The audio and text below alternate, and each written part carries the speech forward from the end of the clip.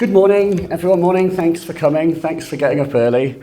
My name's Alex. I make videos on the internet about synthesizers, and I'm a musician, like loosely. I make music with machines. My sort of story of making music, like many, began with computers. I first started making music in like 1999, and at the time computers weren't that powerful. I mean, they were great and all, but they were mostly for sequencing. They weren't really for the entire process of making music. So the first things that I started playing around with were I had Cubase on running MIDI, and then I had a bunch of like outboard hardware and stuff like this, classic samplers and synths and things like that, which I still have and love. But for me, as soon as the computer became powerful enough to make music with, I jumped on it with both hands. It was amazing because it was the sky was the limit. I could do anything.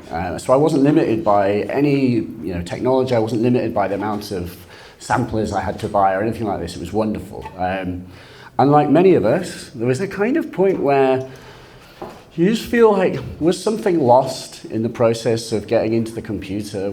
Is something missing? And I think I can definitely say, hand on heart, what I find terrifying is having way too many options. Like the whole thing of the computer, where the computer can just do anything, like that blank slate, that's terrifying. And so I've kind of returned to a more primal way of making music. I mean, I still make music with a computer and I love it, but I tend to compartmentalize these things. And I really, really, really enjoy just making music on small little devices. And of course, I'm into modular synthesizers, aren't we all? And modular synthesizers are amazing because you can build your own dream device. You can make your own music machine. And what's amazing about these hands-on machines is the way that they can be anything that we want, but they are quite restricted. You can't have every option. It's just you can't afford every option. And in fact, actually, a lot of these devices are very simple. And to me, I find that hugely gratifying. I like simplicity. I'm a humble, simple person. And the bottom line is that if this device is simple, I feel like I can actually master it to some degree. I feel like I have to push hard. I have to be creative. And I find that a lot more edifying than sitting at a computer where there's absolutely no question that the computer is more intelligent than I am, and that there are more options that I can ever explore in my entire lifetime. I like that sense of mastery, and I find the restrictions to be comforting. So in that vein, we have a couple of devices today, and what this sort of talk and session is about is exploring the joy of simple little boxes and especially embracing improvisation and chance, because these things are amazing and you can basically make whole tracks with them, depending on what your definition of music is. So it's completely possible. In fact, you can go and you can stand in front of an audience and you can just make up your entire set. You can have nothing pre-prepared, and all you do in the set is you ride the boxes and you create music in real time. And that's wonderful, and it's also frightening. And I'm going to hopefully try and put you at ease, and maybe hopefully you'll have a go at doing this if you don't already. I'm not going to assume too much knowledge, but I may have to dash ahead just to fit everything in. So I'll try to explain sort of concepts without assuming that you know what all of these things are. But firstly, I'll talk a little bit about the whole improvisational thing and general rules and things that I've been trying to work out. So when I'm not standing in front of people talking about DFAMs and mothers, I like my modular synthesizer I built for live improvisation. So I have this machine, it's 3 times as big as this, but I built it so that I can do that and improvise in front of a crowd. And it is working pretty well. It's pretty good. But the bottom line is it's not really about the technology, and it's more about the software in my head. And so some of the things that I've been thinking about you might find helpful, and I think they're things that we should bear in mind as we continue our process of exploring little groove boxes and making music in real time. Firstly, though, why improvise? And that's a fair question. I would say, electronic music is magical especially when you don't know how it's made. Some electronic music, I still don't understand how it's made, and therefore it's magical. But when you first see electronic music performed, it is incredible. Like, I remember seeing Orbital play in Sheffield in 1999, and it was wizardry. They were like these guys on their pedestal, surrounded by all their machines, these kind of heroes. I'm like, how do they have this knowledge? How do they do this? And how do they make those sounds? And there's this incredible music. It blew my tiny little mind. But the thing is, as you develop your own knowledge and you understand and start to realize, oh, that's what they're doing. Oh, right, okay. And then you sometimes go and see shows where the person is just doing something very basic, and perhaps they're just playing back a backing track, but they're just applying some effects. And perhaps you're watching them and you're like, something just changed, but they didn't touch anything. That's sort of those little things when you start to see, and then when you go up on stage, like, it's just a DJ mixer and they're just DJing their tunes. I found that, because I'm just a complete boring, so-and-so, I just find that it turns me off completely. If there's no element of risk, if it's just on rails, I don't know, I just can't get down with it. With that said, there are some, don't get me wrong, there are some amazing shows, and a show is more than just the music. It can be a show, there are other things that you can entertain people with, visuals and so on, but there was no element of risk. And what's amazing about improvisational music, of course, it is all risk. It could all go wrong, and we should all reserve the right for it to go wrong, because going wrong is a sign that you are taking risks and doing something exciting. And if you were really hardcore, you'd never record your sets.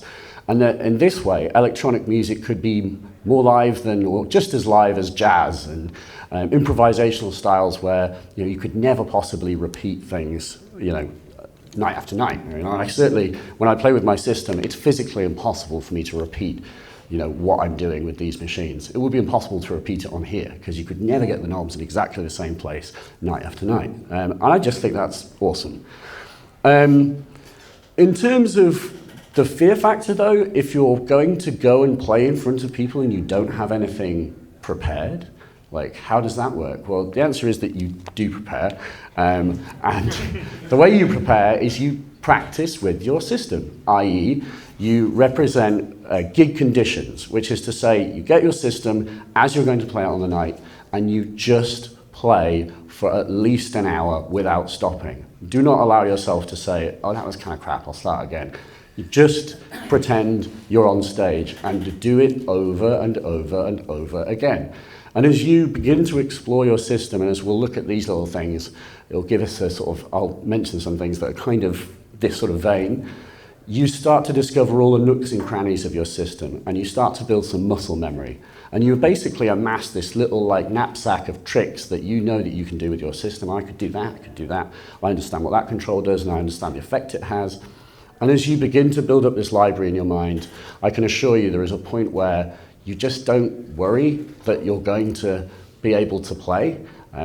You basically sit down at your system, and without fail, you amuse yourself for at least an hour. And so if you're amused, chances are the audience may be mildly amused as well. So I can assure you it's possible, and it's obviously, the phrase is practice makes perfect. It's kind of obvious, it's bloody obvious, but it is true. Practice is the way to not fear improvising music live. So just learn your system and become the master of it.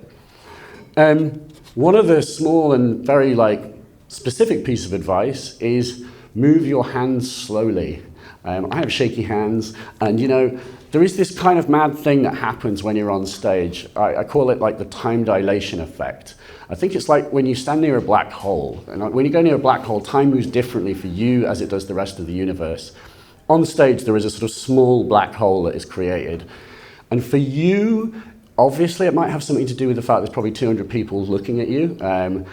You're kind of on the spot, and the temptation is to just move fast. I think you're trying to be entertaining, you're trying to keep everyone amused, and you're on stage and everyone's watching you.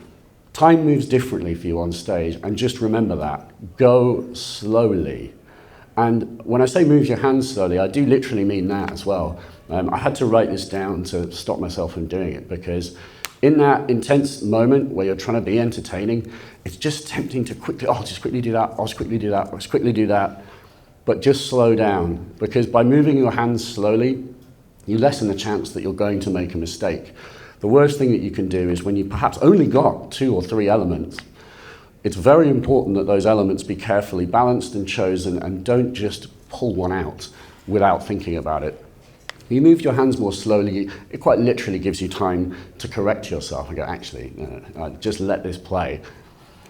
One other thing, which is, again, bleedingly obvious, is as a kind of way of thinking about how to structure a set. I mean, there are lots of different approaches. You can do all kinds of things, but the word that I try to remember is contrasts.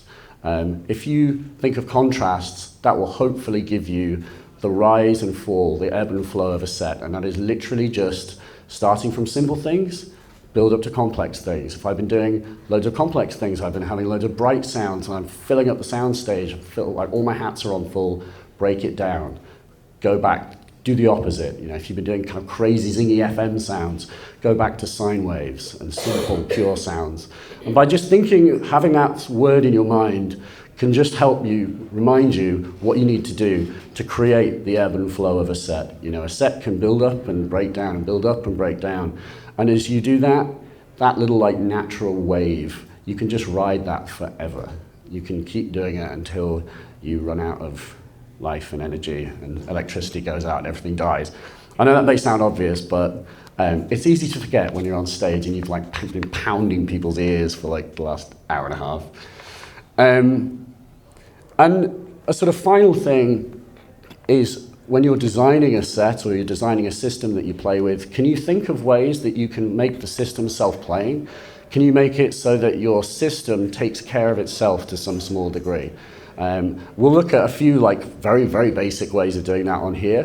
But you know, the bottom line is you've only got 2 hands, and with 2 hands, you need help. And if the machine can give you some of the music for free, that's a good thing. And it means that you can focus on other things. You can focus on, you know, writing your next melody in real time as you go, and not be worried about like taking care of the sound. If your sounds are always alive and animated to some small degree by the machine, it just kind of gets you out of jail a little bit. So, yes, that's some thoughts about playing live. So next, let's talk about synths. We've got 2 synthesizers here.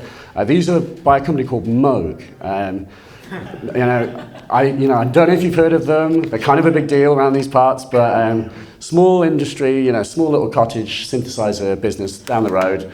And they've been doing this kind of thing for a long time, since the 50s, of course, variously. And what's cool about these Moog synths, I think, is how they really straddle the past and the future. Things like the Mother and the DFAM owe their heritage to originally the theremins and things before it, but like the Mini Moog and these classic synths, they have kind of the parts that were in those, but they squidge them together in a really unique and interesting way. And Moog definitely get the whole joy of just playing with machines. I mean, that's self-evident. They understand that process. And these machines are hugely edifying and gratifying to just mess around with and discover their little nooks and crannies. And so the 2 things that we've got a Mother-32 and we've got a DFAM. Now, the Mother-32 is kind of the more classic synthesizer. It has an oscillator, a filter, it has an LFO and an envelope generator, and it has some controls so that we can apply those things to each other. And it has a sequencer which has 32 steps. And it's semi-modular. These little patch points are there so that we can break the functionality of the Mother, and we can add to it, and we can intermix the machines. And that can help us do that thing of keeping them alive and animated, because it means that we can use other things to turn the knobs for us very slightly, which can help keep our sound alive and interesting. And then the DFAM is this kind of weird monster product. It's not a subtractive, it is a subtractive synth, but it's not like that. It's like this kind of weird mishmash of drum machine and synthesizer, where it isn't a drum machine, but it isn't a synth. It's weird. But it's kind of like this idea of a groove box. That was a Roland term from the 90s. And a groove box is this idea of a machine that you can just sit in front of and groove. And that's definitely the DFAM. It's fundamentally similar in a sense to the Mother, but what it creates is completely different. It creates these things that are like sort of strange industrial techno sounds that occupy the space between percussion and melody. And all of these synths, any synth can be used to create percussion and melody as well. Their roles are kind of interchangeable. And so we'll look at each of them in turn and we'll discover what they do. But if you really master them, you can swap their roles. The Mother could become the drum machine, and then the DFAM could become the melody machine during your set. That is totally a thing that you can do. Sorry. No, you're good.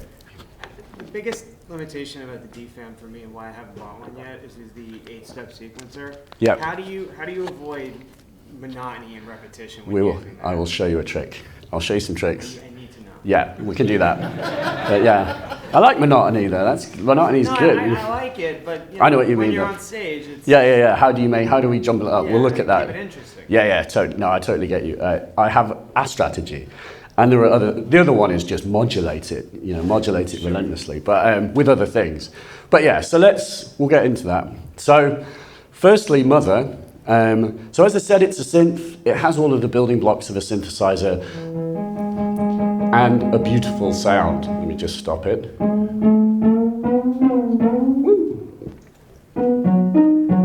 It has this kind of beautiful sort of warm, muggy sound.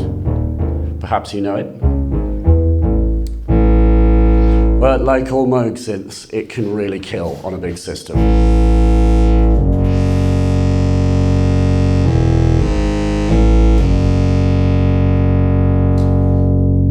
And I think there's a real joy in like one oscillator synthesizers. I think one oscillator synths really, they punch through. Weirdly in a way that like two oscillator synths, I think there's too many options. I prefer just the purity of one. It does sound fat. The Mother's got this nice trick. There's more than just one waveform. So it has a square waveform and a saw waveform, both which have different timbres. But the square has pulse width modulation. What that allows us to do is create this wonderful animated tone. So suddenly that simple static tone starts to come alive. And it's being modulated by an LFO. And an LFO is just an invisible hand. An LFO is the same thing as me just doing that. That sounds nice. I like that sound. And I will have my LFO now do that for me. So they're invisible hands. And LFOs come in many shapes and forms, and they can have different contours. And they're the invisible hands that can help move your machines around and animate them. We only have one in the Mother, but with Eurorack synthesizers, by expanding, these little patch points are all compatible with those things, and we can begin to use LFOs to animate and modulate parameters just a little bit. It's helpful to have attenuators, utilities that help us shape the size and width of LFOs so that they can just move things a tiny little bit. I don't want the controls to be moved like through their full range.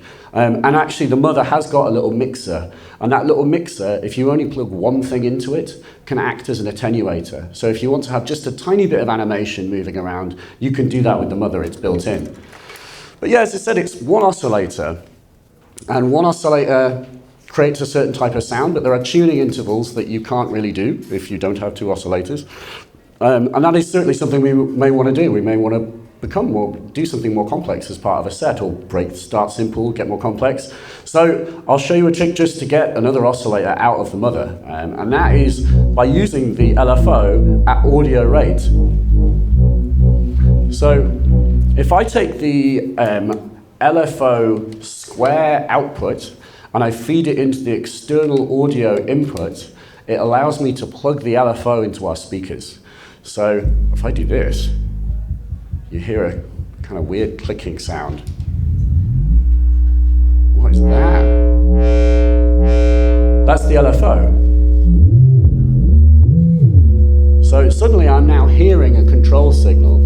And if I then blend this, I hear both the built-in oscillator and the LFO together. And I can tune them.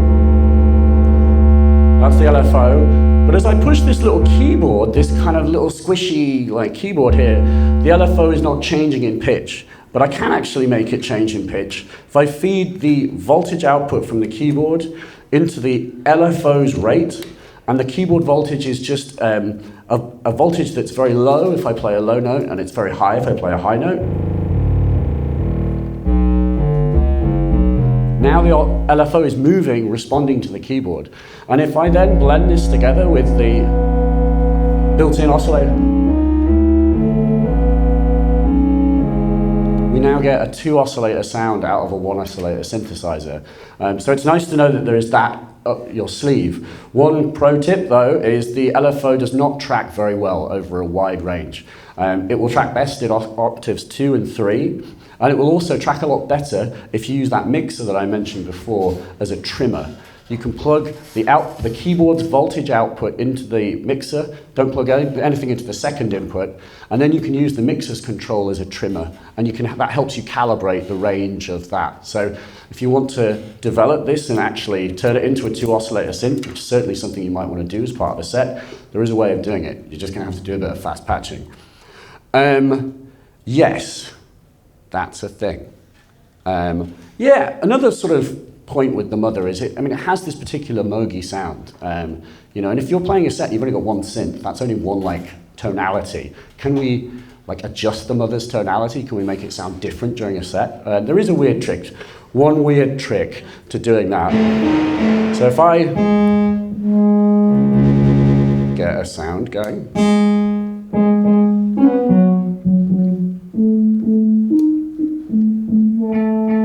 so that's very pretty, it sounds really lovely. This trick is, what you do is you take the VCF output, so that's the output of the filter, and you put it into the VCF cutoff, which is the control for the squidging cutoff knob, and then it starts to do this.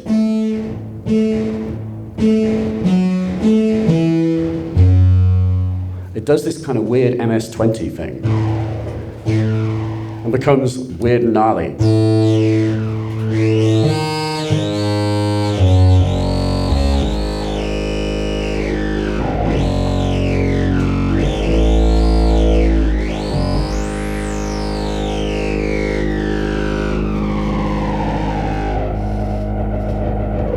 Which doesn't sound like a Moog synth at all.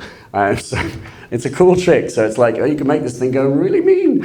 And of course, if you've got a mixer on stage, which you very likely will, never be afraid to drive the ever-loving crap out of the gain input and drive it hard. Driven sounds sound better. So add distortion, friends. Cool. Now, let's talk about the sequencer. After all, we're supposed to be making a performance today. So the sequencer is a quirky bastard on the Mother-32, and I really like it. I like how it is a quirky bastard, and that because of its idiosyncrasies, you start making things that are just unique to the Mother's sequencer. All sequencers are different. You sit in front of a piano, you play certain types of things, and if you've only got, if you've got a step sequencer that's just got dials, it lends itself to a certain kind of music. And so I'm a big fan of embracing sequencers and all of their quirks. They're all different.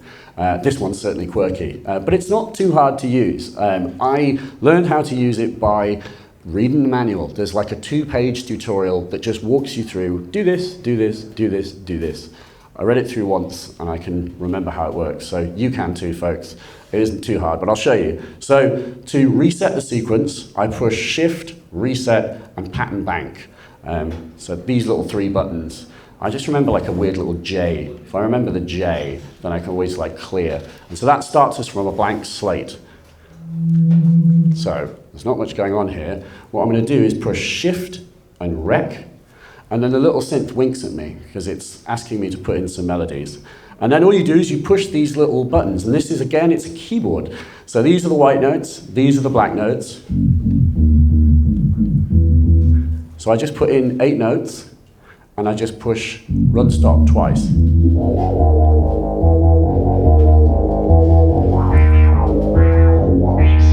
And already I'm starting to grab controls, and I'm trying to be that invisible LFO that animates our sound. So we've got a little basic melody, but how can we zhuzh it up? How can we mess it up? So if I go Shift and Step, now these lights stay on. And Shift and step mode is a way of editing the sequence that you've just put in. And I can turn notes on and off.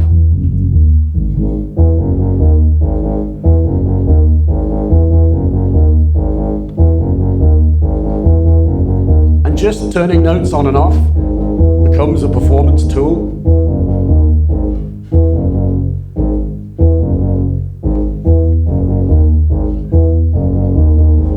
So in this way I can build up and break down, become more complex and simple. And then if I actually want to edit the notes, I go Shift and I push one of these buttons. And now this little light is winking to say you're editing this step. And I've just changed that note.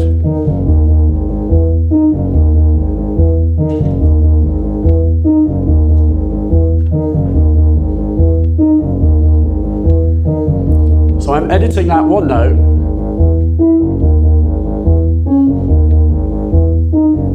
And actually being in that note and editing it for me becomes like a performance tool. Like I can be creating my sequence by just editing it in real time and listening to the result. And I can jump around.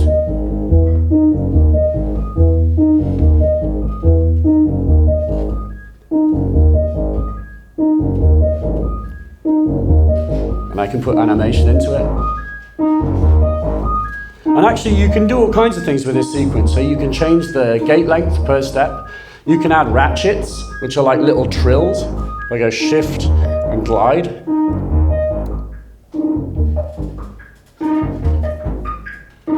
So it has a little drill on one note. So despite being simple, you can do quite complex sequences, up to 32 steps, hence the name. And you can actually save sequences into the machine and recall them in real time. Whether or not you choose to do that, that's philosophically not what we were talking about, but it could be nice to have a starting point, maybe one melody you begin from that you know is good, and then just your set is the destruction and evolution of that one melody. Yeah. Now, there are actually some performance controls built into the Mother's sequencer, which aren't immediately obvious. So the buttons in here that we use to put accents and rests in actually have a double function. So I think I have to be in Shift and KB mode.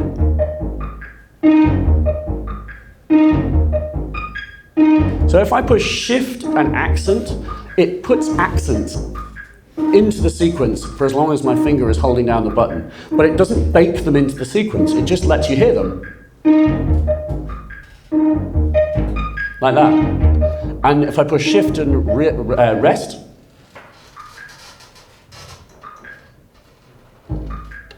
it rests the sequence. It makes the sequence go silent for when I'm holding down that button. So there's a couple of other ones as well, including live ratcheting and, oh yeah, also there is transpose in the keyboard, meaning if I'm Shift and KB,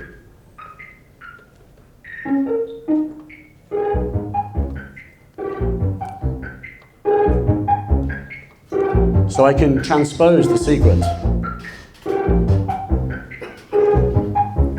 So in this way I can transpose the sequence, I can put in accents and rests in real time, just dab them in. And so as a human, I don't know, LFO, I can basically just jazz up my sequence as I go. It's just a nice thing. You don't, there are interactive tools basically, as well as the fact that the sequencer is something that we can jump into and edit in real time. And the whole process of editing the sequence could be your set, quite honestly. So, any questions so far about my mother? All good? Cool. When you patched the filter before, you were coming out of the audio out of the filter? Yeah. And into the control of the Yeah. filter? Yeah, so it does like, it's like a weird audio rate self-modulation. It's like, yeah, it sounds awesome. Okay, DFAM. So, let's actually do this. So, give me 2 secs. Yeah. So, I said the DFAM is this weird hybrid of melody machine and drum machine. I think this is the best way of like showing it off. So this is a preset. What I need to do is match all of the knob settings. So there are little orange circles on this sheet. And if I match them, I get the sound that the sound designer intended. It'll take a little sec, but bear with me. And it'll sound pretty intense.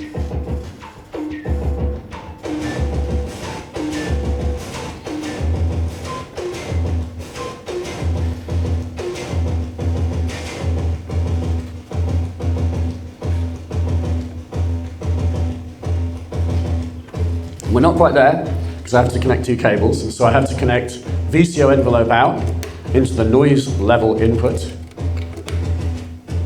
And then I have to go pitch out, which is the output of the sequencer, into this.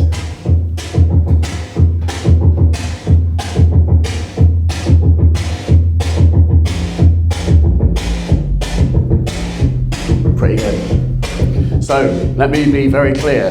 There is only one synth that you are hearing right now.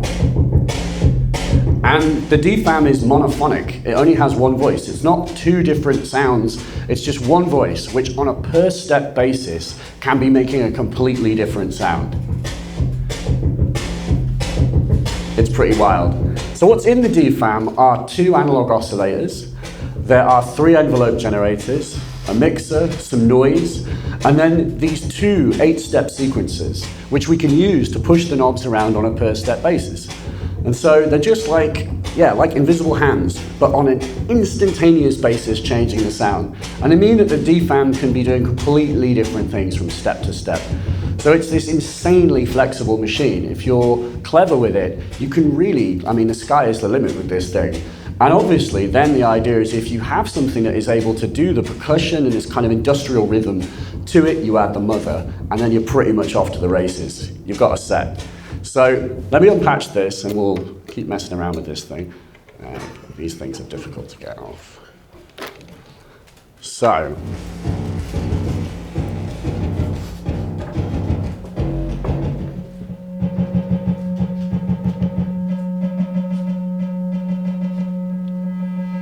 So that's the kind of core sound.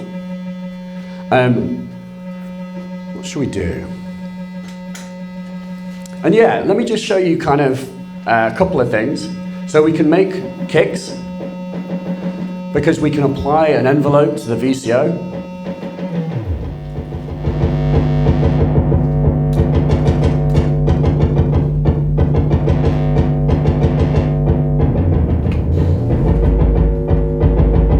And then with these 2 sequencers, we can vary the volume of steps.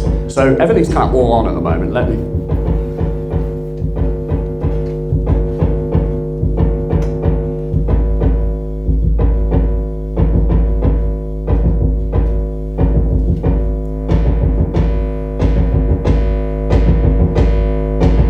Yes. So what I could then do is, using this patch cable, I'm going to run the pitch sequencer output, and I'm going to run it into the level of noise.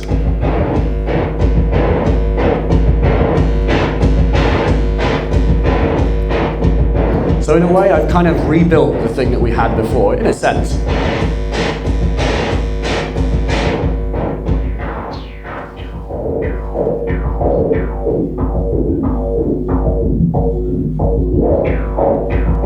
Amazing, I love this thing. And you were kind of hearing I was squidging the filter, and it makes this wonderful kind of harmonic sound. The one slight catch with the Moog filter design is like, listen to all that low end, and then it all goes away when you up the resonance, which is a bit of a shame.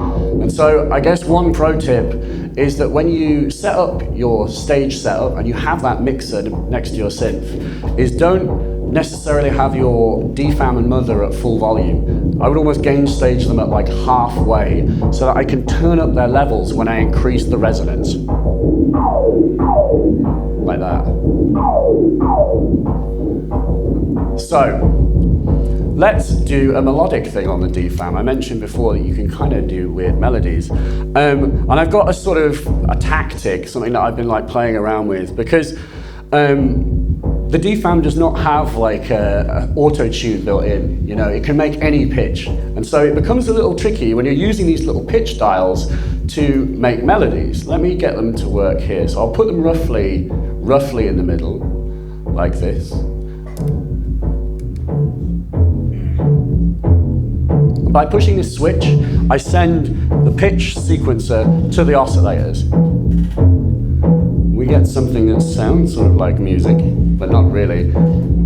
But it's hard, like, to return to a very specific standard, to zero all these back to a starting point. So if as part of a set we want to start from a safe place, go crazy, and then bring things back to normality, how do we do that? Because I can't put these knobs exactly in the middle again. So there's one strategy that I've been thinking about. Involves, you put all the pitch knobs all the way to the bottom. And I have the sequencer decoupled from the oscillators. So it's just droning. And if I make the second oscillator audible, and then send the pitch sequencer to control it,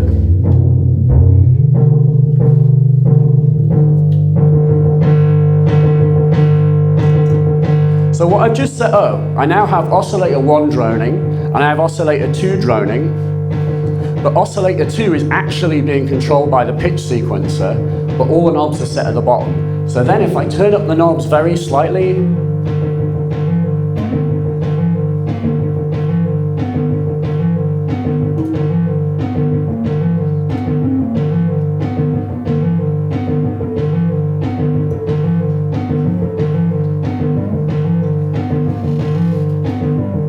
it becomes not too difficult to create a kind of harmonic melody. Oh, I just changed the pitch. Well done. But you get the idea. And then actually if I put hard sync on, you get this kind of awesome underworld sound.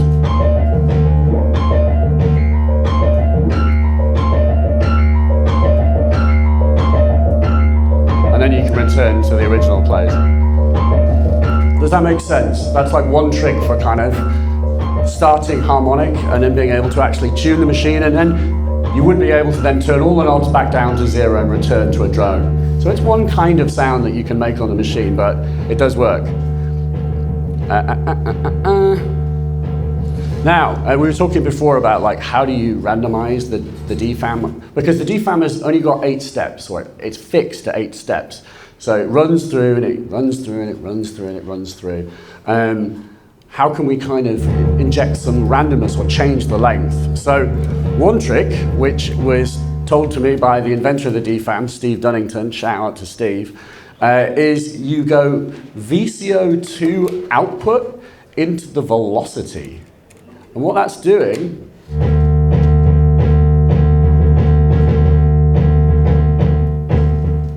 it means that the VCO2 has to be high for the DFAM to trigger.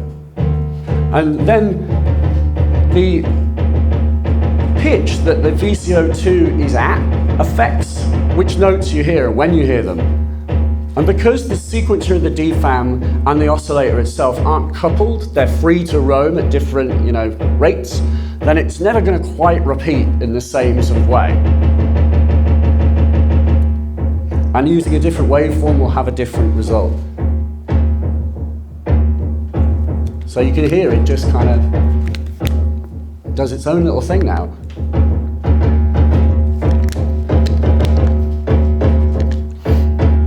And then perhaps I might like to get that whole pitch to noise thing back and start building up my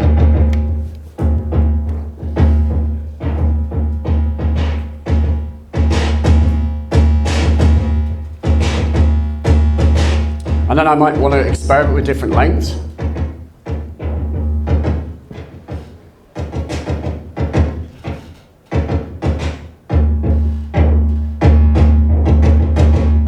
And then perhaps I could use the LFO that's in the Mother to do that. So I'll go LFO triangle out, and I like the VCF decay amount. So I'll go VCF decay, where is that? It is hiding. There it is.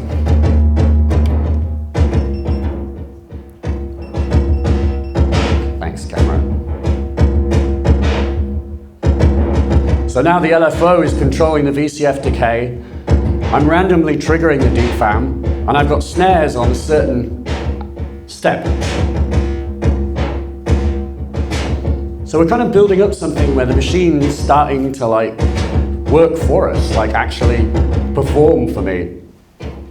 And I mean, It's got an element of randomness to it, and perhaps we do want something more rhythmic, but just as an idea.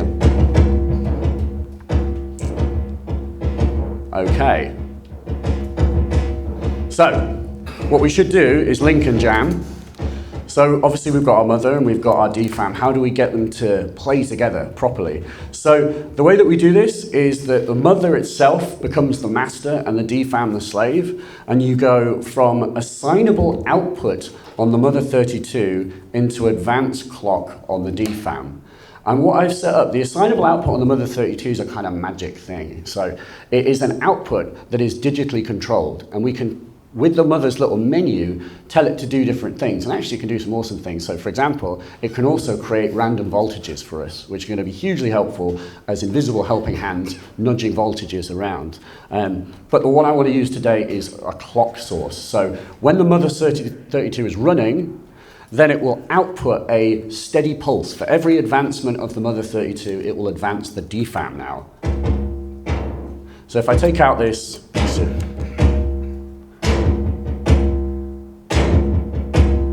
I know.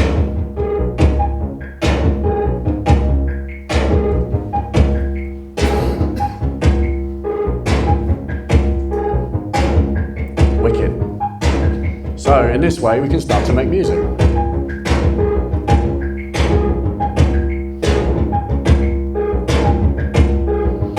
And on the Mother, the kinds of sequences that I would like to do, I like to use like 3, 7, 17, 31, like odd numbered sequences, because as we were saying before, the one drawback of the DFAM is that it is 8 steps. So by using odd numbered lengths for all of our other sequences, they will phase against each other. And 3 steps and 5 steps just phase in interesting ways against a more regular pulse.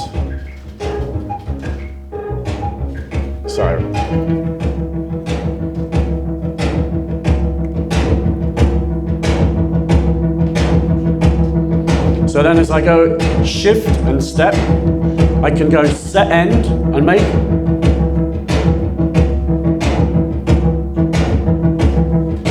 a 3-step sequence. Can you hear it just like rolls and rotates? And then I'll go and edit a note.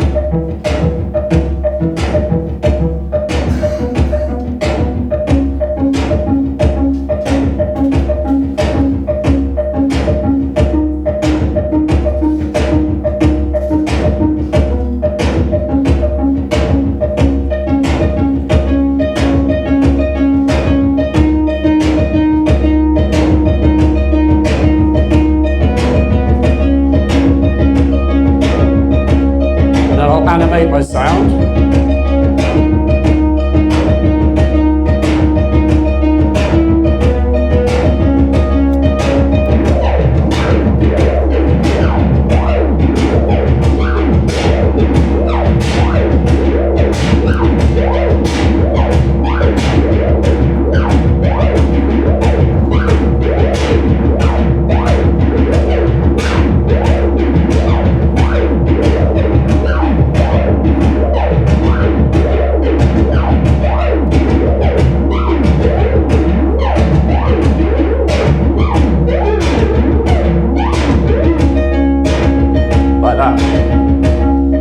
So in this way, you learn all the nooks and crannies, you link your machines, and just go and perform, and just enjoy making timbral changes, changing the melody, connecting things together so that things randomize and do stuff for you in the background. And it is completely possible to play live sets with simple machines. You just have to kind of embrace a certain sonic simplicity. But it is doable, and it's very, very, very fun. It's like the most fun you can have with your clothes on. So, hopefully that makes sense. Any questions? Is there a setting on there where you can make it say, put your hands in the air? Yes, there is. Whoop, whoop. Yeah, the foghorns. Yes. You have one of those on your modular, don't you? Yeah. Yeah. I saw you play the other night. I heard it. Any other questions? Sir? Yeah, can you talk a little bit about that particular system and yours, like taking it to a gig patched versus unpatched? Yeah. And patching it at the gig? Yeah, I mean, the bottom line is you can use these tools in lots of different ways, and you can make life easy or hard for yourself. Personally speaking, I have a modular synthesizer that's pre-patched, so I've kind of worked out a groove box setup on my modular where it's like I've built a machine basically, and I don't unpatch it. And so what I do is I just perform all of the various melodies, and I adjust all the timbral parameters that I've given myself to do, but I don't repatch it during a set. But you absolutely could do that. Like, I know people who go to sets unpatched, and so they just plonk their system down and connect one thing, and that makes a sound, and just begin building up. So a little bit like we were doing here, we start with one sound and you add to it, but you could do that with your entire system. That's even scarier, but you still have to practice because you have to learn all of the different places that you can take your system. So, it's 6 and 2 3s. They're kind of like different ways of doing it, but philosophically, you totally can do that. I think there'd be more risk, and yeah, you're a braver man than I. That's all. Yes, sir. Along the same line of this question, so what is the secret to patching? Is it as simple as output to input, and just tweaking the sound? Yeah, I guess the secret is just knowing your system really, really well, so that you understand. If I plug that into that will happen, and that's a good thing for me. But then with that said, that the nature of experimentation is that, literally experimenting and going, well, what happens if I plug, like discovering that I could plug the VCF output into the input. That is not something that is immediately obvious and would almost seem like it should be a mistake, but it made a really cool sound. So it's like a great example of like having happy accidents that just come from experimentation. The only advice, though, the wrong thing to patch is inputs to inputs and outputs to outputs. Very little good will ever come of that, and potentially only bad, damaging things that involve sending your modules back to make noise. Andrew? When you do your VCF out to VCF in, do you actually know what it's doing? Is it multiple? Well, because the VCF output is an audio output from the filter, and then the VCF input is the control for the filter's knob itself. So what's happening is the filter is self-modulating itself at audio rates. Right. So it's like an audio rate feedback. Generally, like in the best situations, makes this wonderful kind of vowel-y sort of rasp. It almost sounds like a bit crushed and kind of weird. It's a good sound in most situations. Not all sounds are great. Yes? Going back to performing live, yeah. You usually get a certain amount of time where you perform. Do you have that into account? Well, Yeah, there is it's a good. In theory, you should be able to play forever. In practicality, I can about go for an hour before I need to weep. It's because it's really, really exhausting, and because you are literally every single second you are deeply focused on exactly what you should be doing at any one time. So it is really exhausting, and there's also the time dilation effect as well. So, do you plan any progression in your playing during that time? Yeah, sometimes I will have a thought in mind, if I've been in a venue for a few hours and lots of people have been playing before me, that will tend to inform, I think, I like what they're doing, I like that kind of thing. I'll start in that kind of, if it's more of an ambient place, I'll do more of an ambient thing. Or if it's a techno thing, you might know we're going to start really hard and fast. And you could start at slower tempos and move up, go faster and faster throughout a set. Another thing is that I've got a module called the radio music where you can put sounds into it. It's it plays sounds back. And a fun thing has been collecting some audio that relates to the place that I'm going to play at and making that part of the set. So I was talking to my friend about this, that I went to Morecambe, which is a seaside town in the United Kingdom, and I went on YouTube and downloaded some Pathé movies from the 20s of Morecambe, and played those into the set. And there's a bit with a guy going, people in Morecambe singing and dancing, and so I just loop singing and dancing as part of a techno set, which is nice. It's the same thematic thing as radio music, which is the John Cage, isn't it? Playing radios as part of a set where there is a locational aspect, because whatever the radio is picking up is specific to that venue. That music could only exist in that venue, and it relates to the venue. And there's lots of things that you can do like that if you introduce. There are literally Eurorack modules that are radios as well, and they can receive sound and different kinds of things, which you can incorporate. You know, instead of using noise, just like white noise, you could actually be using radio noise from the venue and that kind of thing. So the sky's the limit. Yes. Yes. When using the assignable output, there's a gate. Yeah. If you wanted to, let's say, use it as a random voltage generator or change what it's doing, Yeah. what you're currently performing. Yeah. You choose not. Well, you know, you totally can, but the only thing you would have to bear in mind is you'd need to clock the DFAM and mother from something else. So you'd have to have a different master clock source. And I would definitely recommend doing that because it's nice to use the assignable output for other things. And it's not too hard to do. You have to push the outside buttons, shift and reset, and set end in 8. And then it puts you into the edit mode. And by pushing these buttons, that's now changing the assignable output. It's number 2 is the one I want for clock. So actually, it's not that hard.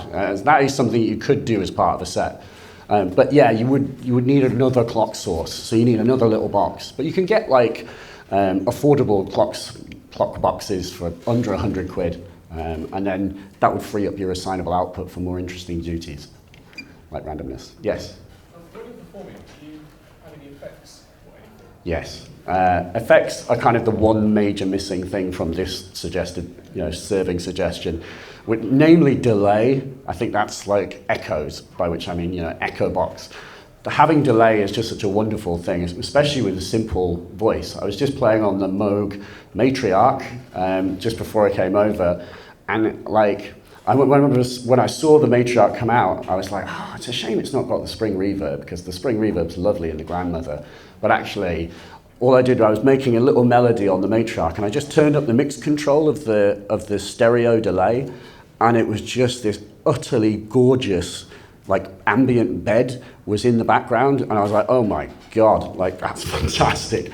So, like, stereo delay can just help pad out all of the empty spaces that are left by a sequence, and with lots of feedback can create tones, and it's just like the most gratifying companion for a synth is some good delay and some good reverb.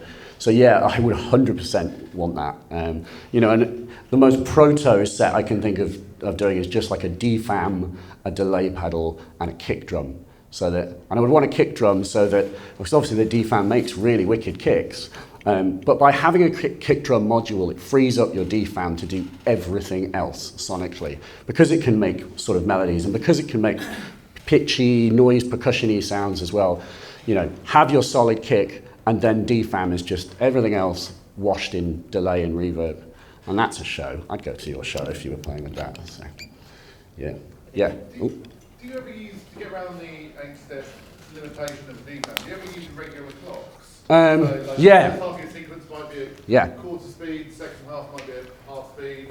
That is a really good suggestion, yes. And you can do that with the DFAM, the Mother as well, because you can, basically the point here is, because the DFAM has only got 8 steps, we could advance it with an irregular rhythm, something that isn't just 1, 2, 3, 4, but is like 1, 2, 3, 4, 1, 2, 3, 4. And you could do that with the assignable output on the Mother, because you can, I think it's setting 1 is accent. So you could write an accent pattern on the Mother and then feed that into the DFAM, and it would advance the DFAM. So in that way, the DFAM will be advancing irregularly. It would be phasing even more. You'd end up with a really interesting, nutty sounding result.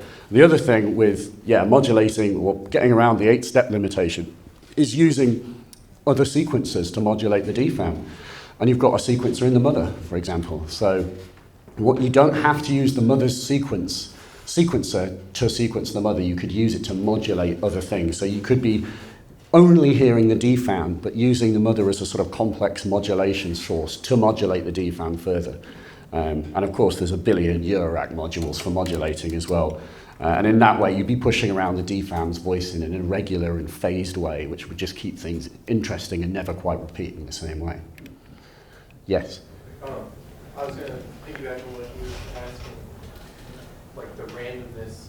So when you assign out the clock, you can do 1 per step, 1 to 2 steps, 1 to 3, 1 to 4. If you go to 5 or 6, it's sample and hold. Yeah. So then you kind of set a random. The question was, have you tried to link two DFAMs, so you could have a 16-step sequence. So it just runs to 8. Oh yeah, you could do that with a sequential switch. So a sequential, like as another module, we've got to buy more stuff. But a sequential switch module is well, it's not Eurorack specific, but there are Eurorack ones. And basically, it's a module that has 4 ins and 1 out, but you can also use them as 4 outs and 1 in. And it has a clock input. I'm trying to think how to explain this without one in front of me. But basically, what you could do is you could feed it a clock, and then with a sequential switch, you could have it so it's sending the clock to the DFAM for 8 steps, and then flipping over, and then sending 8 steps to the other DFAM, and then flipping back and advancing. So they'd advance 1, 2, 3, 4, 5, 6, 7, 8, and then flip over, and the other one would advance. So another module is pretty much the only way you can do that? It is, yeah, I think so. But yeah, a sequential switch module would 100% do that. That's what people do with pressure points and brains to turn it into like an 8-step sequencer. Yeah. A151 is the dope for code for that. I don't go out much. I think you answered this already, but do you find these two really are truly interdependent on one another, or could you, I think you said you could do a set with just the DFAM alone. Yeah. So do you think, I guess my question is, do you think both of them are necessary in order to be able to get the most out of each of them? No, but then you could be using it. You could have like a DFAM and a grandmother, or there was a guy yesterday who had a Korg Volca kick. It's like Korg Volca kick and a DFAM is a show as well. Like, there's just an example, because what's nice here is that you've got pitched melodies and you've got percussive. It's the kind of 2 foundations really, but nothing stops you from using them interchangeably. So it's totally up to you. This is just a service suggestion. But they're cool boxes, but they can work with anything. And most things now have clocks and, all Korg stuff, Arturia, and all work together in this like wonderful, beautiful, harmonious Star Trek future that we live in. It's the best time. It really is the best time in the world ever to be into synths. Like, it's never been better. And never cheaper. It's like bonkers. Cool, yes? Is there a way, like, I think about it as like guitar pedals, but like, is there any way to, like, if I have a make noise Earthbird, can I just, is there like a send and return almost effects chain that you can bring into that without, do you have to do quarter-inch out and change it? Thanks, man. It would make sense if you had an Earthbird to have basically a Eurorack mixing module, and then mix the 2. So these have got quarter-inch outputs on the backs of the boxes, but all of these are Eurorack modules. They can come out, and in the top right is the VCA output, and that VCA output is like 10-volt peak-to-peak Eurorack, like volume. So really, you might get the third, if you wanted to build it into something like this. Moog sell that 60 HP case, and you could put, a mixer, some effects, maybe, and that would be, and then you'd plug them into the mixer. That mixer would then go to the PA, to the front of house, and then you could add in, delay and reverb and things like that. You So, have to watch the line level with modular and hardware. yeah, I mean, I would always go through, like, ideally, I go straight from modular to a DI box. Actually, the same one they've got here somewhere, which is the Radial Pro D2, I think it is. Because modular is very loud, and so it does need to be attenuated. And then it's unbalanced, and there's all kinds of shenanigans that can happen when you get unlucky in venues, and there's ground loops and things like that. So it's a good idea to invest in a good DI box. I learned that. Modules that do the translation. And then, well, no, that's true. There are modules that have DIs effectively built into them, transformers, or that there are output modules designed to take things down to line level and then balance the signal for you as well. There's like a billion of them. But Could I go VCA out and then out of the Earthbird, into the Earthbird, and then out of the Earthbird back to the audio in? yeah, but you would need a mixer module. And More hardware. and unfortunately, or fortunately, you have to buy more stuff. But it's all good. Rosie has both, mixing and output. Oh, that's true, yeah, Make Noise, Rosie, yeah. There's loads of good choices. And it's got headphones as well, which is, very, very... Few out, Yeah. few out. Yeah. The Mutamix is a good one, because I've got 3 buses on it. Which one? The Mutamix. Mutamix, IntelliGel.